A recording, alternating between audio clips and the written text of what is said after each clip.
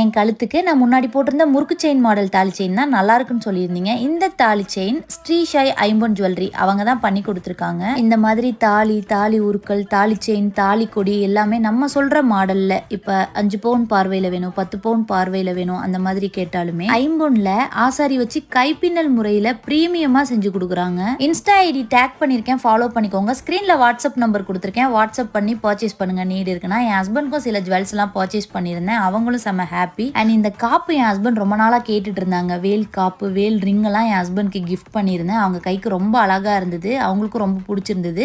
இந்த long செயினும் purchase பண்ணியிருந்தேன். கோல்டுக்கும் இதுக்கும் டிஃபரன்ஸ் கண்டுபிடிக்கவே முடியல, அப்படியே கோல்டு மாதிரியே இருந்தது. 30 இயர்ஸ்க்கு மேல இந்த ஜுவல்லரி பிசினஸ் பண்றாங்களாமாமா, அதான் எக்ஸ்பீரியன்ஸ் பேசுது. குட்டி குட்டி டீடைலிங் கூட அவ்வளோ கிளீன் அண்ட் கிளியரா இருக்கு. 1 இயர் வரைக்கும் வாரண்டி தராங்க, நல்ல கஸ்டமர் சர்வீஸ் பண்றாங்க. அண்ட் நான் ஐம்பொன்ல மெட்டியும் வாங்கியிருந்தேன். உங்களுக்கும் இந்த மாதிரி ஏதாவது நீடு இருந்துச்சுன்னா பர்ச்சேஸ் பண்ணுங்க. பாய்.